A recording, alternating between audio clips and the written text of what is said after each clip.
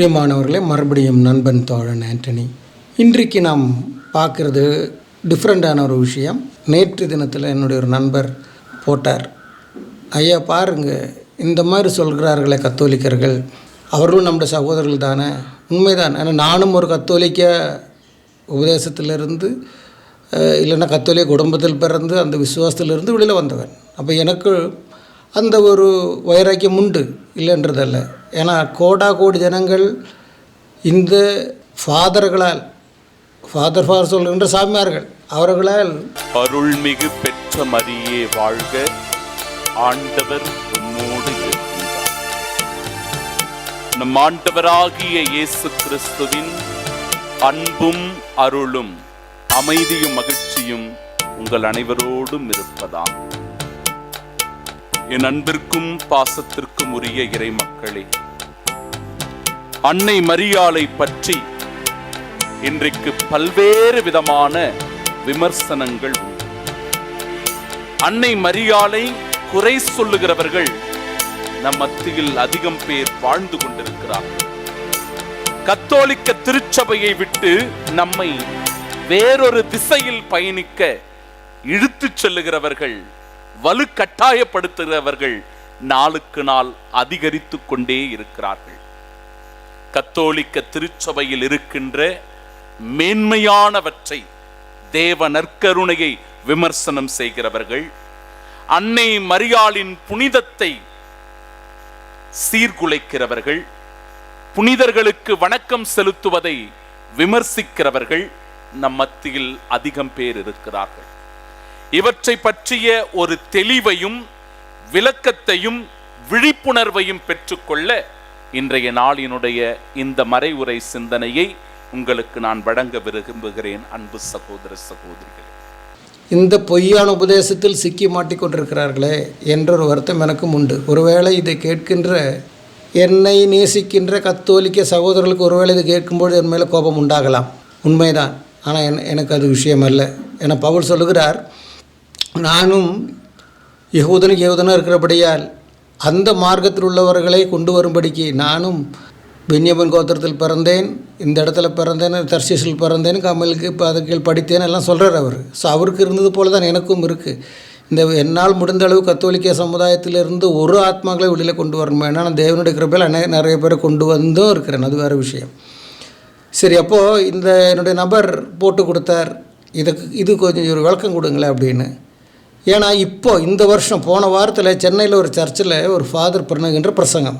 எனக்கு பொதுவாக கத்தோலிக்க இந்த பூசையில் பிரசங்கன்றதே 10 நிமிஷம் 12 நிமிஷம் தான். ஆச்சரியமாக இவர் ஒரு 20 நிமிஷம் 22 நிமிஷம் பேசுகிறார்.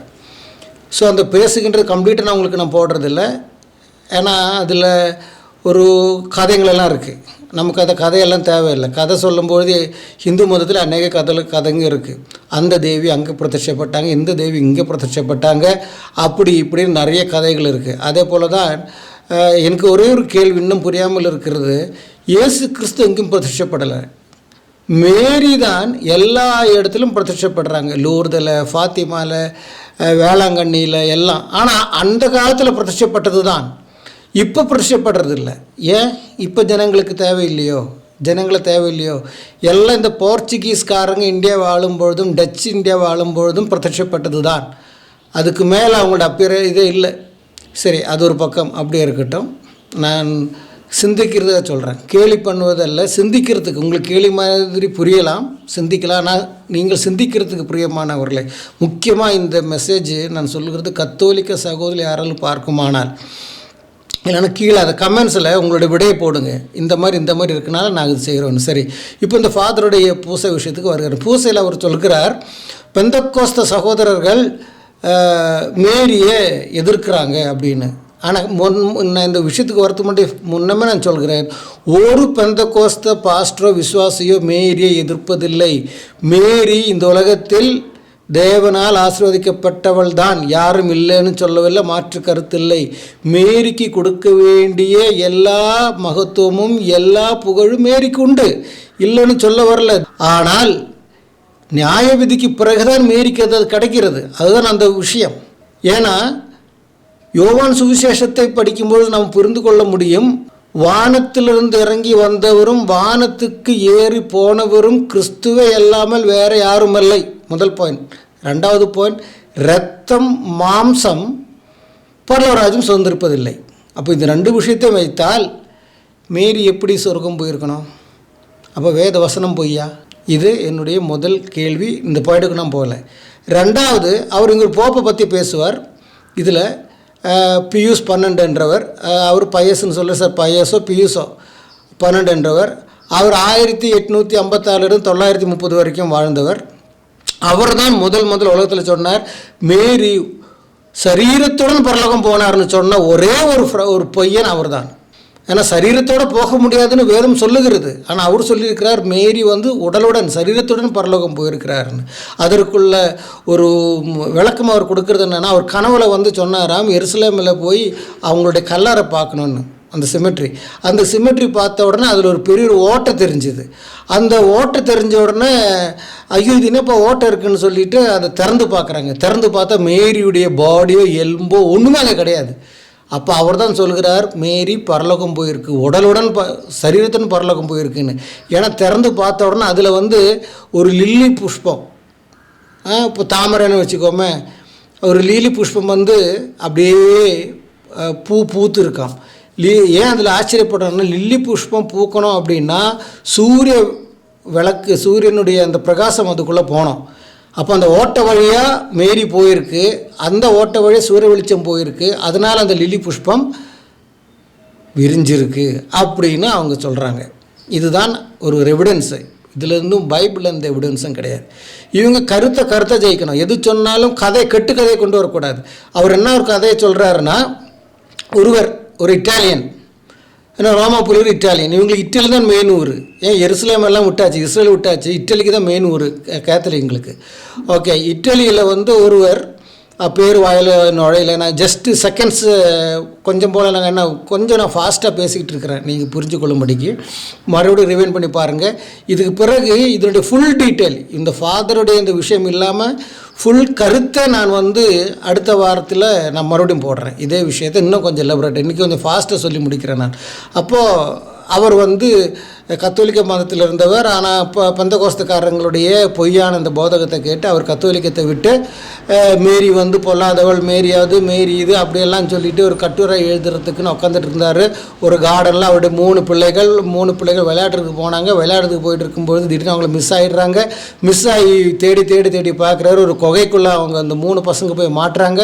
ஐயோ இந்த பசங்க என்ன செய்கிறாங்கன்னு சொல்லி பார்த்தா பியூட்டிஃபுல் லேடினே சொல்லிட்டு இருக்காங்களாம். அப்போ என்ன அழகான கேட்டால் இல்லாது மேரின்னு சொல்லி உடனே இவருக்கு அந்த அம்மா காட்சி கொடுத்தாங்க. மேரி காட்சி கொடுத்து இனிமேலாவது நீ என்னை திட்டத்தை நிப்பாட்டு அப்படின்னு சொல்லி இவர் அதை நிப்பாட்டி அப்போது டு கில் போப் அப்படின்னு சொல்லிட்டு ஒரு கத்தி செஞ்சாராம். என்றைக்காவது வாய்ப்பு கிடச்சா போப்பை குத்தி கொள்ளணுன்னு அந்த கத்தியமாக அப்படி எழுதினாராம். அந்த கத்தியோட இவர் என்ன பண்ணுறார், போப்பை பார்க்க போகிறார். யாரை? வயசு 12வது போப்பை பார்க்க போய் அவர்கிட்ட இந்த கத்தியை கொடுத்து ஐயா இந்த மாதிரி ஆகிட்டு சொல்லிட்டு மறுபடியும் அவர் கத்தோலிக்க விசுவாசத்துக்கு வந்ததாக சொல்லி இந்த கதையை முடிக்கிறார். அவர் பிறர் நம்மீது விமர்சனங்களை வைக்கிற போது விவிலியத்திலிருந்து அங்கும் இங்குமாக சில வார்த்தைகளை குறிப்பிட்டு சொல்லி இவர்கள் விக்கிர ஆராதனை செய்கிறவர்கள், அன்னை மரியாளுக்கு முக்கியத்துவம் கொடுக்கிறவர்கள், இறை வார்த்தைகளை இவர்கள் வாசிப்பதில்லை, இறை வார்த்தைகள் இவர்களுக்கு தெரியாது, எங்களுடைய திருச்சபையே உண்மையான திருச்சபை என்று சொல்லி நம்மை திசை திருப்புகிறவர்களுக்கு மத்தியில் இந்த ஒரு மறை உரை உங்களுக்கு வெளிச்சமாக இருக்கும் என நான் நம்புகின்றேன்.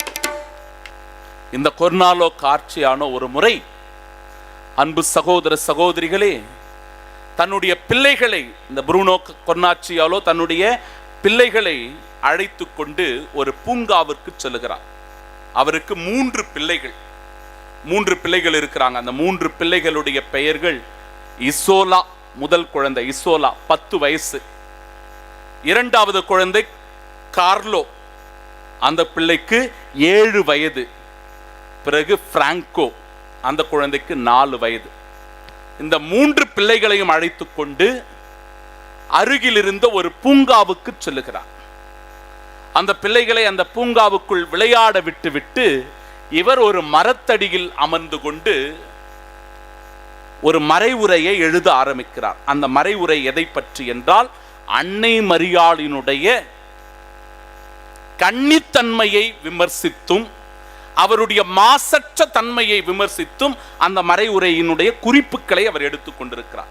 ஒரு மரத்தடியில் உட்கார்ந்து அன்னை மரியாள் கன்னி அல்ல, அவள் எப்பொழுதும் கன்னி அல்ல, அவர் மாசற்றவர் அல்ல என்று சொல்லி விமர்சிக்கின்ற ஒரு மறைவுரையை அவர் தயாரித்துக் கொண்டிருக்கிறார் உட்கார்ந்துகிட்டு.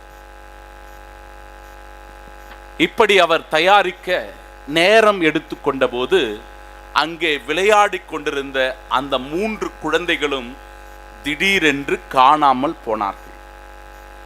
எங்க போனாங்க, ஏது போனாங்கன்னு தெரியல. மெய்மறந்து இதை எழுதி கொண்டிருந்தவர் அன்னை மரியாளை பற்றி விமர்சனம் செய்ய வேண்டும், அன்னை மரியாளை பற்றி கீழ்த்தரமாக சொல்லி அவர் கன்னி அல்ல, மாசற்றவர் அல்ல என்று சொல்ல வேண்டும் என்று சொல்லி குறிப்புகளை எடுத்துக் கொண்டிருந்தவர் தன் பிள்ளைகள் காணாமல் போயிருப்பதை பார்த்து அவர் எங்கு இருக்கிறார் என்று உள்ளே தேடிச் செல்லுகிறார். அதற்கு முன்பாக இந்த ப்ரூனோ கொர்னாச்சியாலோ என்கிற இந்த பிரிவினை சபையைச் சேர்ந்த இந்த மனிதர் என்ன செய்தாராம், ஒரு கத்தி ஒன்றை வாங்கி வைத்திருந்தாராம். என்ன வாங்கி வச்சிருந்தாரு? ஒரு கத்தி. அந்த கத்தி எதற்காக என்றால், டெத் டு த போப் அப்படின்னு சொல்லி அந்த கத்தியில் அவர் எழுதி வச்சிருந்தார். இந்த கத்தியால நான் திருத்தந்தையை கொலை செய்ய போகிறேன், அதற்கான சரியான நேரமும் காலமும் கிடைத்தால் நிச்சயமாக நான் அவரை கொலை செய்வேன் என்று மறைவாக அதில் எழுத்து வடிவில் எழுதி டெத் டு த போப் அப்படின்னு சொல்லி அந்த கத்தியில எழுதி வச்சு அதை பத்திரமா வச்சுட்டு இருந்தாரு. அப்பொழுது திருத்தந்தையாக இருந்தவர் திருத்தந்தை 12ஆம் பயஸ் அவர்கள் அன்னை மரியாளினுடைய பக்தியை அதிகமாக பரப்பியவர். அதனால் மிகுந்த எரிச்சல் அடைந்த இந்த ப்ரூனோ கொர்னாச்சியாலோ அவரை எப்படியாவது கொல்ல வேண்டும் என்று தீர்மானித்தார். இந்த சூழ்நிலையில் தான் தன் பிள்ளைகள் காணாமல் போனதை அறிந்த இவர் அந்த பூங்காவிலே இங்கும் அங்குமாக ஓடி ஓடி போய் தன் பிள்ளைகள் எங்கே இருக்கிறார்கள் என்று அலைந்து திரிந்து பார்க்கிறார். அவரால் கண்டுபிடிக்கவே முடியவில்லை. அன்பிற்குரியவர்களே, இறுதியில் ஒரு இருட்டான குகைக்குள்ளே இந்த 3 குழந்தைகளும் முழந்தால் படியிட்டு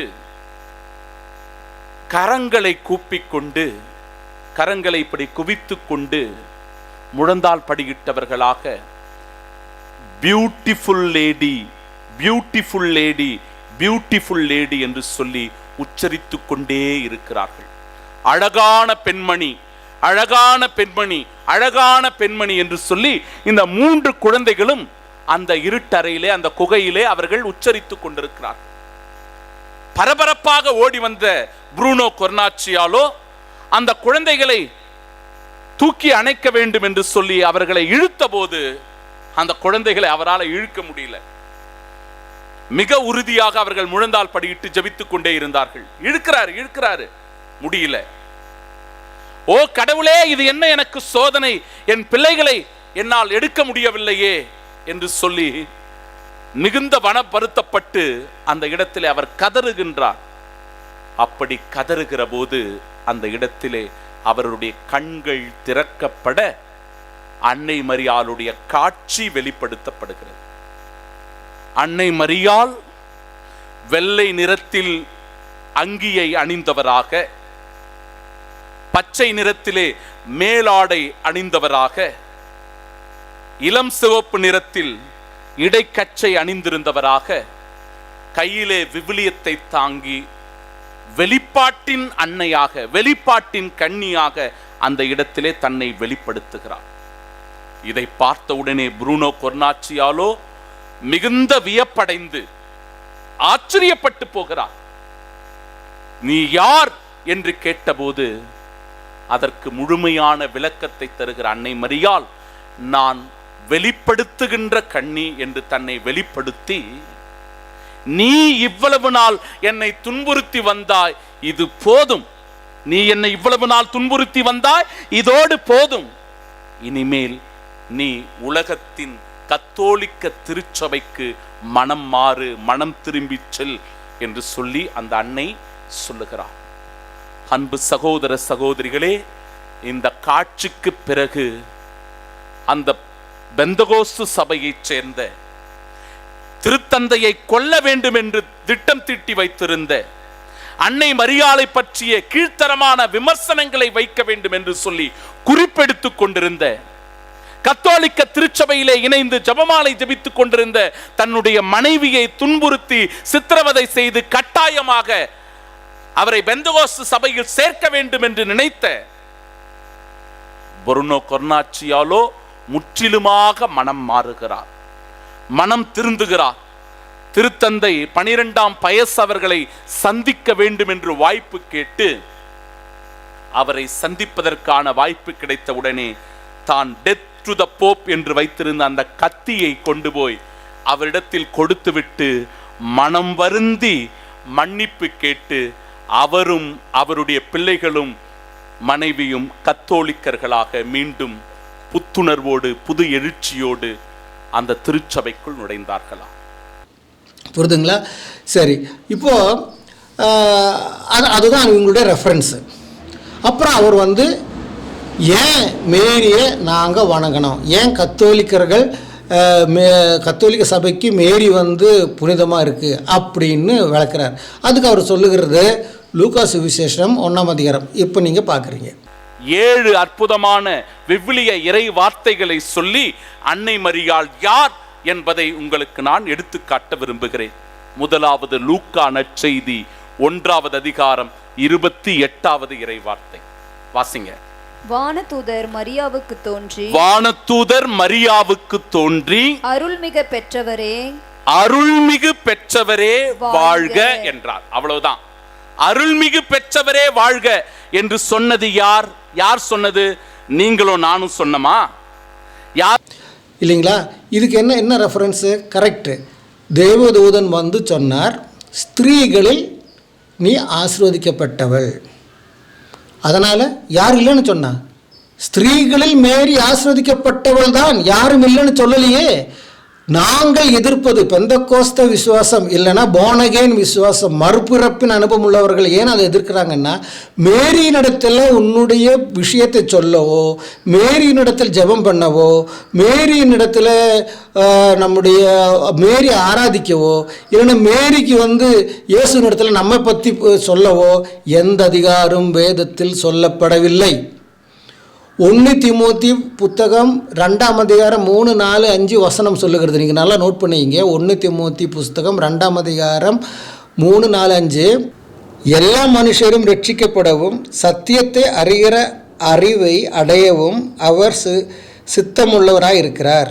தேவன் ஒருவரே, தேவனுக்கும் மனுஷருக்கும் மத்தியஸ்தரும் ஒருவரே. எல்லாரையும் மீட்கும் பொருளாக நம்மை ஒப்பு கொடுத்த மனுஷனாகிய கிறிஸ்து இயேசு அவரே. இதற்குரிய சாட்சி ஏற்ற காலங்களில் விளங்கி வருகிறது.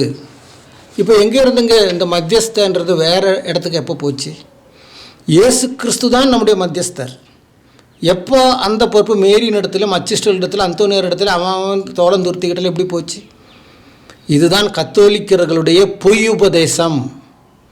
இப்போ அவர் சொல்கிற அதுதான் அந்த நான் ஸ்டார்டிங்காக இந்த விஷயத்தை சொல்லி முடிக்கிறேன். சிந்திங்க சகோதரர்களை. அப்போது அவர் என்ன சொல்கிறார்? ஸ்திரீகளில் நீ ஆஸ்வதிக்கப்பட்டவள். பார்த்தீங்களா, தேவதூதனே வந்து சொல்லியாச்சு ஸ்திரீகளை ஆஸ்வதிக்கப்பட்டவர் என்று. ஆமாம், நாங்கள் அது இல்லைன்னு சொல்லலை, மறுபடியும் சொல்கிறேன். அப்புறம் அவர் என்ன சொல், உன்னிடத்தில் பிறப்பது பரிசுத்தமாக இருக்கும். ஆமாம், இயேசு கிறிஸ்து பரிசுத்தமானவர் தான். அப்போ மேரியும் பரிசுத்தம் உள்ளவள் தான். யார் இல்லைன்னு சொன்னால், ஸோ இவர் சொல்லுகின்ற ஒவ்வொரு பாயிண்டும் யாரும் எதிர்க்கலை. அதாவது லூக்கா நற்செய்தி 1ஆவது அதிகாரம் 28வது இறை வார்த்தை 2வது பகுதி வாசிங்க. ஆண்டவர் உம்மோடு இருக்கிறார் என்றார். ஆண்டவர் உம்மோடு இருக்கிறார். வானதூதர் சொல்றார் பாருங்க, அருள்மிகு பெற்ற மரியே வாழ்க. அடுத்தது என்னது? ஆண்டவர் உம்மோடு இருக்கிறார். இது வேற எங்க இல்ல, விவிலியத்துல தான் இருக்குது. மேரி, மறுபடியும் சொல்கிறேன், மேரி ஆராதிப்பதும், மேரி இடத்துல ஜெபம் பண்ணுவதும், அச்சிஸ்டர்கள் ஆராதிப்பதும், அச்சிஸ்டர் இடத்துல ஜெபம் பண்ணுவதும் தான் நாங்கள் எதிர்க்கிறோம். மேரி புனிதவளன்னு யாரும் சொல்லலை. மேரி செய்த கடமைக்கு மேரிக்கு பரலோகத்தில் இடம் உண்டு, இல்லைன்னு யாரும் சொல்லலை.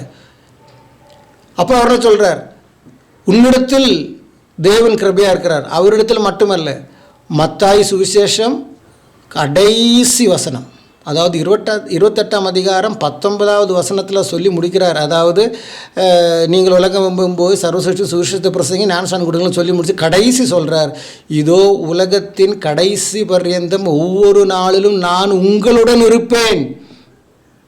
பிரியமானவர்களை, மேயுடன் மாத்திரமல்ல, என்னுடனும் இயேசு விசுவசிக்கிற உங்களுடனும் எல்லோருடனும் இருக்கிறார் அவர். ஓகே, சரி. இப்போ அவருடைய அடுத்த பாயிண்ட் அவர் என்ன சொல்லிட்டு வர்றாரு?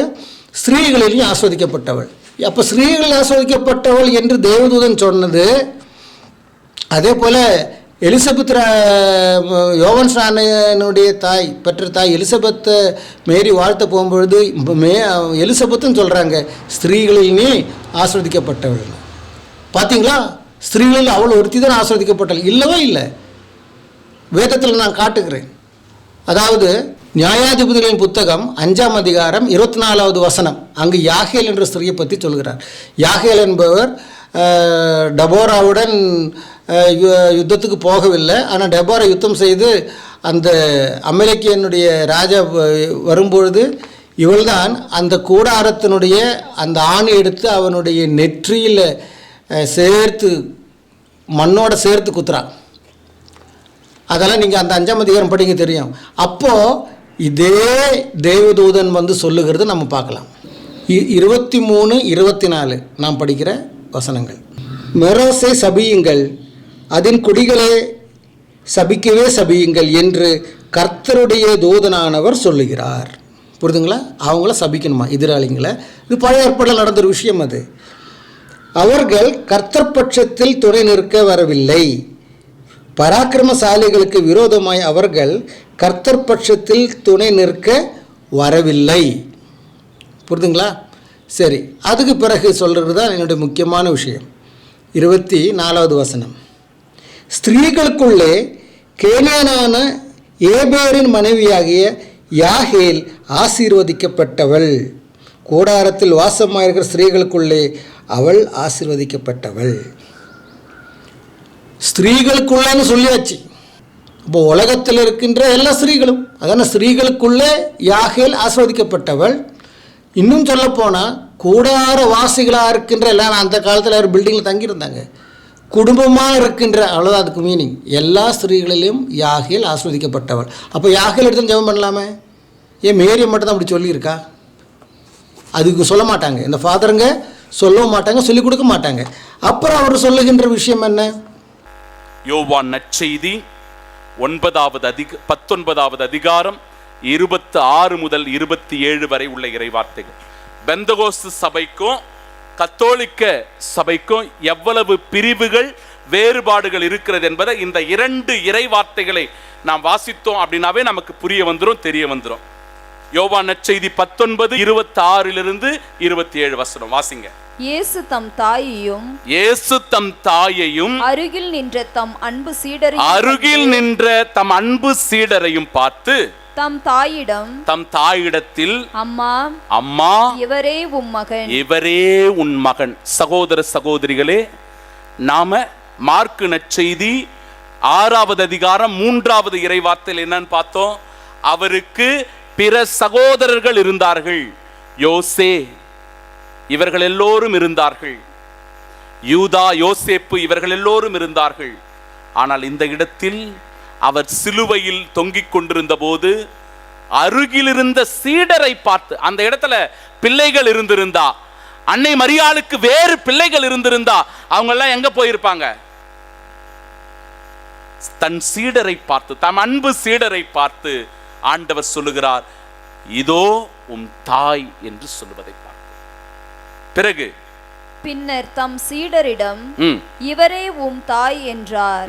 அந்நேரம் முதல் அச்சீடர் அவரை தம் வீட்டில் ஏற்று ஆதரவு அளித்து வந்தார். இந்த இடத்திலே அன்னை மரியாளிடத்தில் இவரே உன் மகன் என்றும், வேறு மகன் இருந்தா கண்டிப்பா நிச்சயமா இயேசு அப்படி சொல்லி இருக்க மாட்டார்.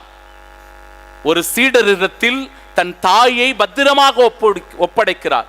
இவரே உன் மகன், இவரே உன் தாய் என்று ஒப்பு கொடுத்து, அந்த கடைசி இறைவார்த்தை தான் கத்தோலிக்கர்களாகிய நமக்கு உரிய இறைவார்த்தைகள். அன்னை மரியாளிடத்தில் இவரே உன் மகன் என்றும், வேறு மகன் இருந்தா கண்டிப்பா நிச்சயமா இயேசு அப்படி சொல்லியிருக்க மாட்டார். ஒரு சீடரிடத்தில் தன் தாயை பத்திரமாக ஒப்படைக்கிறார். இவரே உன் மகன், இவரே உன் தாய் என்று ஒப்பு கொடுத்து அந்த கடைசி இறைவா. அடுத்தவன் சொல்கிறது, பெந்தகோஸ்துக்காரங்க சொல்றாங்க, மார்க்கு சுவிசேஷம் 6ஆம் அதிகாரத்தினுடைய 3வது வசனத்தில்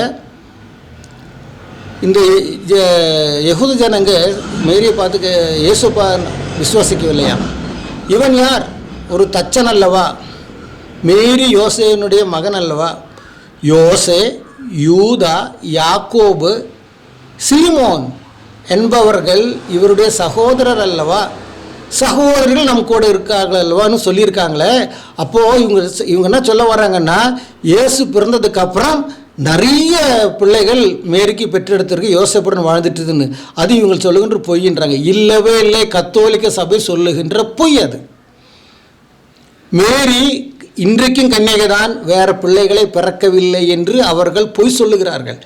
நான் சொல்லுவது கதை அல்ல, வேத வசனத்திலிருந்தே காட்டுகிறேன். அவர் ஒரு கதையை சொன்னார், நான் வேத வசனத்திலிருந்தே நான் காட்டுகிறேன். மத்தாய் சுவிசேஷம் 1ஆம் அதிகாரம் கடைசி வசனம்.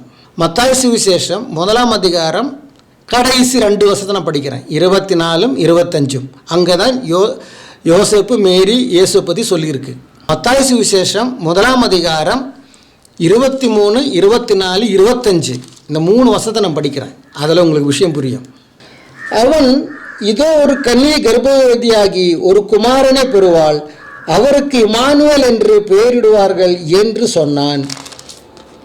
இம்மானுவேல் என்பதற்கு தேவன் நம்மோடு இருக்கிறார் என்று அர்த்தமாம். யோசேப்பு நித்திரை தெளிந்து எழுந்து கர்த்தருடைய தூதன் தனக்கு கட்டளையிட்டபடியே தன் மனைவியை சேர்த்து கொண்டு, அவள் தன் முதற்பேரான குமாரனை பெருமளவும் அவனை அறியாதிருந்து அவருக்கு இயேசு என்று பெயரிட்டான். நல்லா புரிஞ்சிருச்சு உங்களுக்கு? அதாவது யோசேப்பினிடத்தில் வந்து தூதன் சொல்கிறார், நீ அவளை சந்தேகப்படாத, அவளை சேர்த்துக்கொள். ஒரு கன்னிகை கர்ப்பவதியாகி அந்த நான் படித்தது கேட்டிங்கல்ல, இம்மானுவேல் என்று பெயரிடணும்னு சொன்னது தான்ப்பா இந்த குழந்தை அப்படின்னு சொன்ன உடனே அவரை நம்புகிறார், தூக்கத்தை விட்டு எழுகிறார், மேரியை அணைத்துக் கொள்கிறார். ஐயோ நான் தப்பாக புரிஞ்சுக்கிட்டோமான்னு சொல்லிட்டு. ஆனால் மேரி முதல் பேரான குமாரனை பெற்றெடுக்கும் வரைக்கும் யோசேப்பை அறிந்து கொள்ளவில்லை. அப்புறம் பெற்றெடுத்த குழந்தைக்கு இயேசு என்றும் பெயரிட்டாச்சு, அவன் பெயரிட்டான், யோசேப்பு பெயர் போட்டாச்சுன்னு அர்த்தம். அப்போ என்ன அர்த்தம் அதுக்கு? நீங்கள் படித்து பாருங்கள். அவள் தன் முதற் பேரான குமாரனை பெருமளவும் யோசேப்பை அறிந்து கொள்ளவில்லை. அப்போ முதல் பேரான குமாரனை அறிந்து பெற்றெடுக்கும் வரைக்கும் யோசேப்பினுடன் சரீர சம்பந்தம் இல்லை, உடலுறவு இல்லைன்னு அர்த்தம். அப்போ பெற்ற பிறகு என்னாச்சு? சரீர சம்பந்தம் உடலுறவு கொண்டிருக்கு, அதனால் அதுக்கு அர்த்தம் இல்லை. நீங்களே யோசிச்சு பாருங்கள்.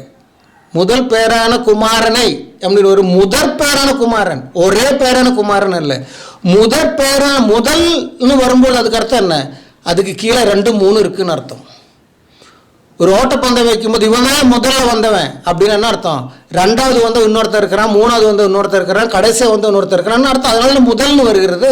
இல்லை இந்த ஓட்டப்பந்தயத்தில் ஒருவன் தான் வந்தான், அவன் தான் ஓடுறான்னு இருக்கும். அதே போல் ஒருவனான இல்லை ஏகசுதனான அப்படி ஏதாவது வரணும் மேரி. இது இல்லை, முதற் பேரான குமாரனை. நல்லா புரிச்சுங்க சகோதரர்களை, எப்படி இந்த கத்தோலிக்க ஃபாதரை ஏமாத்துறாங்கன்னு. யோசேப்பை அவள் அறிந்து கொள்ளவில்லை. இப்போ மார்க் 6 இப்படி இருக்கு அப்படின்னு சொல்லிட்டு இப்படியெல்லாம் அவங்க பொய் பேசுகிறாங்கன்னு. அது பொய் பேசலை. இப்போ அவர் எப்படி அது சாதிக்க வரார்? வேறு சகோதரர்கள் இல்லைன்னு சொல்லி எப்படி சாதிக்க வரார்னா, சிலுவையில் அவர் தன்னுடைய ஜீவனை விடுவதற்கு முன்பதாக மேரியை பார்த்து சொன்னாராம், அம்மா இதோ உன் மகன். யோனாவை பார்த்து சொன்னாராம், இதோ உன் தாய். அன்னையிலிருந்து யோவான் மேரியை தன் தாயாக ஏற்றுக்கொண்டான்னு வசனம் சொல்கிறது இல்லையா? அப்போ மற்ற சகோதரர்கள் இருக்குமானால் ஏன் அவர்கள் வரவில்லை? இப்போ என்னுடைய கேள்வி, ஏன் மேரியை பார்த்து சொன்னார் இதோ உன் மகன்? அப்போது ஃபஸ்ட்டு என்ன சொல்லப்படுகிறது? அதிலிருந்து புரிகிறது, நான் உன் மகன் அல்ல, நீ என் மகன் மகன் என்று சொல்லி வராது. அதற்குள் பின்னணி என்ன? யூத மார்க்கத்தில் மூத்த பையனுக்கு தான் குடும்பம். அது நீங்கள் பழைய போட்டு படித்தா தெரியும்.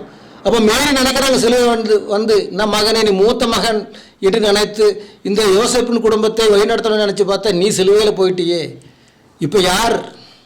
அப்போ அதுக்கு பதில் தான் நான் உன் மகன் அல்ல, இதோ உன் மகன்.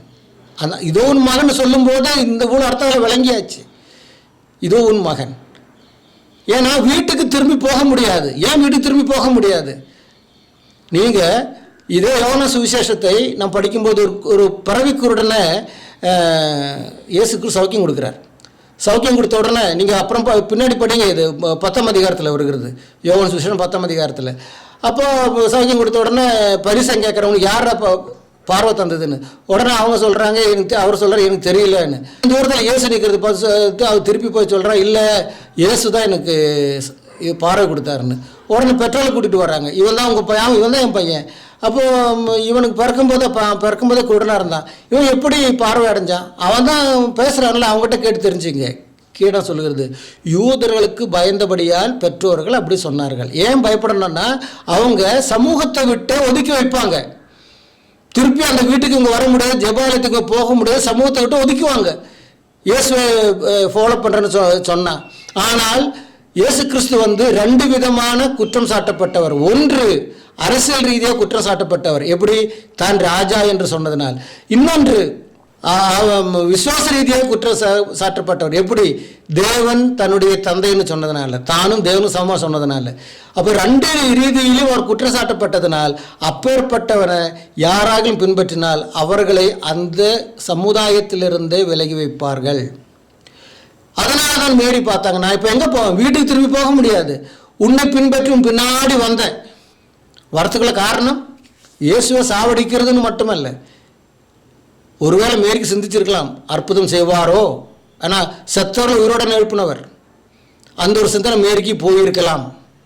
இல்லைன்னா என்னதான் இருந்தாலும் தான் பெற்றெடுத்த மகன் தான், அந்த வருத்தமும் வந்திருக்கலாம். எதுன்னு சொல்ல முடியாது, மேரியுடைய மனநிலைமை எப்படின்னு சொல்ல முடியாது. ஆனால் சிலுவை பார்க்கறதுக்கு காரணம் தான். என்ன எங்கே போவேன் நான், வீடு திரும்பி போக முடியாது.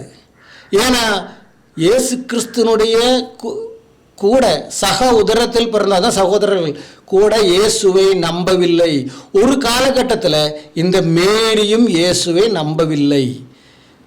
தாயும் ஆக மேரியும் சகோதரனும் சேர்ந்து சொல்லியிருக்கு இயேசுவுக்கு பைத்தியம் பிடிச்சிருக்குன்னு. கதை இல்லைங்க, வசனத்தில் இருக்கு. மார்க்கு சுவிசேஷம் 3ஆம் அதிகாரத்தினுடைய 21வது வசனத்தை நான் படிக்கிறேன், கேளுங்க. அவருடைய இனத்தார் இதை கேட்ட பொழுது அவர் மதிமயங்கி இருக்கிறார் என்று சொல்லி அவரை பிடித்து கொள்ளும்படி வந்தார்கள். இதில் என்னங்க விஷயம்னு கேட்கலாம் நீங்கள். 21ஆம் வசனத்தில் சொல்லியிருக்கு என்னது, அவர் மதிமயங்கி இருக்கிறார் அப்படின்னா புத்தி கட்டுக்கிறான்னு அர்த்தம். மதின புத்தி கட்டுக்கிறான், பைத்தியம் பிடிச்சிருக்கு, அவனை பிடிச்சி விளைய கொண்டு வா அப்படின்னு அவங்களுடைய இனத்தார் வந்து சொல்லியிருக்கு. இனத்தார் தானே சொல்லியிருக்கு, சித்தப்பா பசங்க பெரியப்பா பசங்க இருக்கலாமே அப்படின்னு கூட நீங்கள் கேட்கலாம். ஆனால் விளக்கம் அதே அதிகாரத்தினுடைய 30, 31, 32 படிக்கிறேன், கேளுங்க. அசுத்தாவை கொண்டிருக்கிறார் என்று அவர்கள் சொன்னபடியினாலே அவர் இப்படி சொன்னார். யார் சொன்னார்? இனத்தார் சொன்னார். அசுத்தாவை பிடிச்சிருக்கு, மதிமயங்கி இருக்கு, அவர் கூட்டு வெளியே கொண்டு வாப்பான்னு. இப்போ அது யார் எப்படி சொன்னார்ன்றதா மேலே படிங்க, அதுக்கு மேலே இருக்கும். அப்புறம் யார் அது? 31வது வசனம். அவருடைய சகோதரரும் தாயாரும் வந்து வெளியே நின்று அவரை அழைக்கும்படி அவரிடத்தில் ஆள் அனுப்பினார்கள். புரிதுங்களா? அவருடைய சகோதரரும் தாயாரும் வெளியில வந்து நின்று 21 படிச்சீங்கல்ல, 4 வசனம் தாண்டி இங்கே அதனுடைய விளக்கம் இருக்கு. இது சொல்லவே மாட்டாங்க சர்ச்சில். அப்போ இனத்தார் யார்? சகோதரரும் தாயாரும் வந்து அவரை பிடித்து கொள்ளும்படிக்கு ஆள் கூட்டத்துக்கு அனுப்புனாங்க. உடனே 32வது வசனத்தில் கீழே சொல்றாங்க, இதோ உன் தாயாரும் சகோதரர்களும் உன்னை தேடுகிறார்கள் அப்படின்னு சொல்றாங்க. அப்புறம் அவர் சொல்றார், என் தாயார் சகோதரர் யார்? அவங்க தேவனுடைய சித்தத்தின்படி செயல்படுற என் தாயாரும் சகோதரனும் சொல்றார். அது வேற டாபிக் அது. அப்போ இதில் என்ன விளங்குது? 30, 31, 32 அதே அதிகாரம் தான். மார்க்கு சுவிசேஷம் 3 அதிகாரத்தில் தான் இது இருக்கு. அப்புறம் 6ஆம் அதிகாரத்தில் தான் சொல்றாங்க இவர் யாரு, இவர் சகோதரர் இவர்கள் தானேன்னு சொல்றாங்க. 6:3 சீமோன், யூதா, யோசே, யாக்கோபு எல்லாம் அவங்க சகோதரர்கள் தானே அப்படின்னு சொல்றாங்க. நல்லா புரிஞ்சிக்க புரியுமா எப்படி இவங்க ஏமாத்துறாங்கன்னு புரிஞ்சுக்கணும் இந்த பொய்யான உபதேசம். அப்புறம் அவர் சொல்லுகிறார், இந்த சபையை நடத்தக்கூடிய அந்த பணி, அந்த அந்த வேலை, அந்த பொறுப்பு மேரியின் இடத்துல கொடுத்துருக்கு. அப்போ பாருங்கள், இதோ உன் தாயின்னு சொன்னது நமக்கு எல்லாருக்கும் தாய் என்ற மாதிரி. யார் சொன்னது? நமக்கு தாயும் தகப்பனெல்லாம் இல்லை. நமக்கு தேவன் ஒருவர், இரட்சகர் ஒருவர், நாம் மத்தியஸ்தர் இயேசு கிறிஸ்து. வசனத்தின்படி பேசுகிறோம். வேறு எந்த புத்தகத்தை நான் கோட் பண்ணவில்லை, வேறு எந்த கருத்தும் சொல்லவில்லை. இப்போது அவர் சொன்னார்ல, சகோதரர்கள் இருக்குமானால் வந்திருக்கணும் செலவையாண்ட. இப்போ சகோதரர்கள்னு அர்த்தம். சகோதரர் இருக்கு, சகோதரர்கள் இயேசுவை நம்பவில்லை. அப்போ அதுக்கு அங்கே ரெஃபரன்ஸு யோவான் சுவிசேஷம் 7ஆம் அதிகாரத்தினுடைய 2, 3, 4, 5 4 வசனங்கள் படிக்கிறேன், கேளுங்க. யூதருடைய கூடார பண்டிகை சமீபமாயிருந்தது. அப்பொழுது அவருடைய சகோதரர் அவரை நோக்கி, நீர் செய்கிற காரியங்களை உம்முடைய சீஷர்களும் பார்க்கும்படி இவ்விடமிட்டு யூதாவுக்கு போய் பிரபலமாயிருக்க விரும்புகிற எவனும் அந்தரங்கத்தில் ஒன்றையும் செய்ய மாட்டான். நீர் இப்படிப்பட்டவைகளை செய்தால் உலகத்துக்கு உம்மை வெளிப்படுத்தும் என்றார்கள். அவருடைய சகோதரரும் அவரை விசுவாசியாதபடியால் இப்படி சொன்னார்கள். புரிதுங்களா? என்ன சொன்னாங்க? யூதர்களுடைய பண்டிகை வந்தப்போ எல்லாரும் போயாச்சு, இயேசு கிறிஸ்துனும் போகல. அவன் மற்றவங்க ட்ரெஸ் பண்ணுறாங்க சகோதரங்க, நீ போய எருசலேமுக்கு போ, உன்னுடைய அற்புதம் அங்கே காட்டு. எப்படி இருக்கு? இதனால் அவருடைய சகோதரர்களும் அவரை விசுவாசிக்கவில்லை. திட்டமாக இருக்கா இல்லையா? இப்போ அதனால் மார்க்கில் நம்ம படித்தோம், பை பிடிச்சிருக்குன்னு சொல்லி தெரிஞ்சாங்க. அந்த கூட்டத்தில் மேரியும் இருந்தாங்க. ஆனால் என்னதான் நம்பினாலும் நம்பாவிட்டாலும் சொந்த மகன் தானே சிலுவையில் அடிக்கப்படும் பொழுது அந்த பெற்ற தாயெல்லாம் பின்னாடி போயிருக்கே தவிர விசுவாசத்தினால அல்ல. யூத மார்க்கத்தின்படி திரும்பி வீட்டுக்கு போக முடியாது, சமூகத்திலிருந்து துரத்தப்பட்டாச்சு.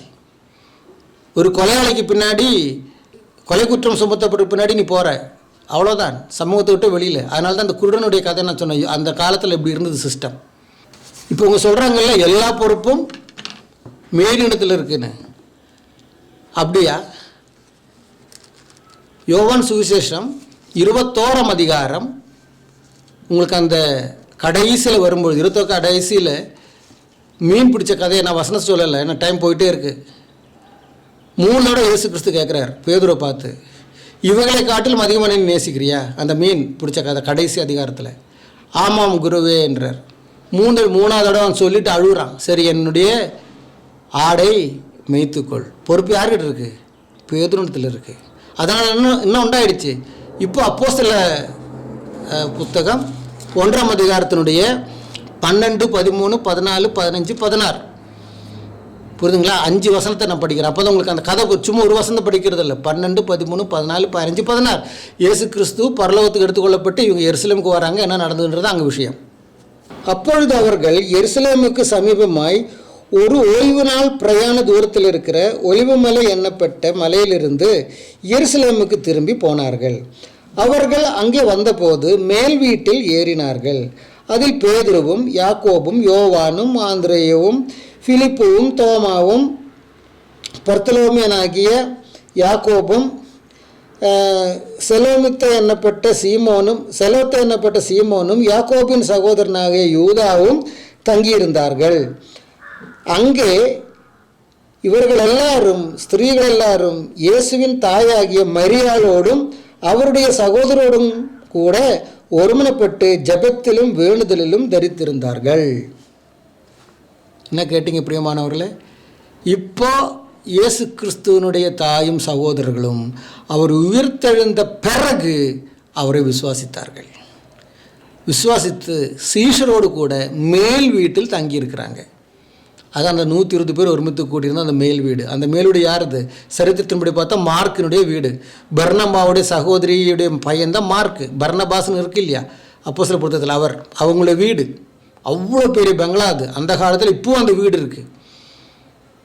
நீங்கள் இஸ்ரேல் டூர் போனால் பார்க்கலாம். அப்போ அந்த மேல் வீட்டில், ஏன்னா வேற எங்கேயும் தங்க முடியாது.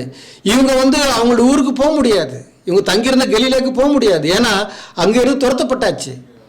மேரி எங்கே போவா?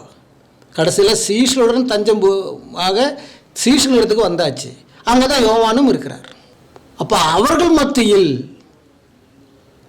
பேதுரு நின்று பேசுகிறார் இல்லைங்களா? அவர்கள் மத்தியில் பேதுரு நின்று பேசுகிறார்.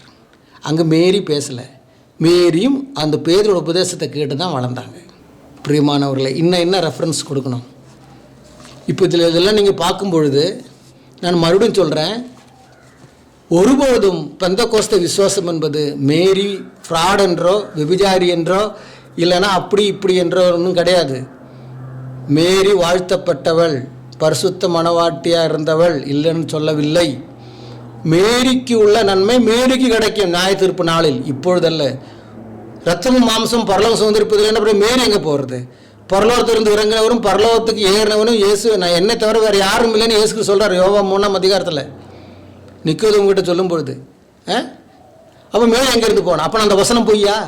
இப்படி சமுதாயம், இந்த கத்தோலிக்க சமுதாயம் பொய் பேசி மேரி நித்திய கன்னிகை இல்லை, இயேசுவை பிரசவிக்கிற வரைக்கும் கன்னிகை, அதுக்கப்புறம் உடலுறவு கொண்டு பிள்ளைகளை பெற்றெடுத்திருக்கு.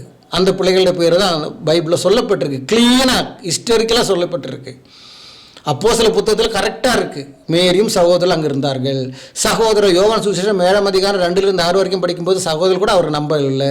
மார்க்கு சுவிசேஷம் 3ஆம் அதிகாரத்தில் 21 அப்புறம் 30, 31, 32 படிக்கும்போது அங்கே சொல்லப்பட்டிருக்கு அவனுக்கு பைத்தியம் பிடிச்சிருக்குன்னு. உடனே அவர் அதுக்கு பதில் சொல்கிறாரு. அப்போ அவங்களை பிடிச்சிட்டு வாட சொல்கிற கூட்டத்தில் யாருன்னு பார்த்தா மேரியும் சகோதரர்களும் திட்டமாக அங்கே இருக்குது. இதெல்லாம் மூடி மறைச்சிக்கிட்டு இவங்க சொல்லுகின்ற உபதேசம். இதனுடைய ஏன் மேரி, ஏன் யோசேப்பு வயசானவர், இங்கே பைபிள் இருக்கா வயசானவர்னு? யார் சொன்னது யோசேப்பு வயசானவர்னு? என்னமோ யோசேப்புக்கு 80 வயசாம், மேரிக்கு 18 வயசாம். இதுதான் ஒரு கணக்கு சொல்கிறாங்க கத்தோலிக்கர்கள். யார் சொன்னது யோசேப்புக்கு 80 வயசு மேரிக்கு 18 வயசுன்னு? யோசேப்பும் வாலிபனாக தான் இருந்தான். ஆனால் இந்த கதை எப்படி வந்துடுச்சு? வயசான ஹஸ்பண்டும், வயசை விட்டுருங்க, 18, 80, 60 அது விட்டுருங்க, வயசான புருஷனும் இளமையான மனைவியும் அப்புறம் ஒரே ஒரு பையனும் என்ற இந்த கதை எங்கேருந்து வருது? ஏன் தலைக்கு சுற்றிலும் அந்த சூரியனுடைய இது இருக்குன்றது இதோட சேர்த்து நான் டீட்டெயிலாக ஒரு வீடியோ போடுறேன் பிரியமானவர்களே. ஒருவேளை கத்தோலிக்க சகோதரர்களுக்கு நான் சொன்னது மனம் குத்தி இருக்குமானால் என்னை மன்னியுங்க, சிந்தியுங்க. நீங்களும் விசுவாசத்துக்கு வரும்போது நான் சொல்கிறேன், வேறு ஒன்றும் பண்ணல. நன்றி, வணக்கம். கர்த்தர் உங்களை எல்லாரையும் ஆசீர்வதிப்பாராக.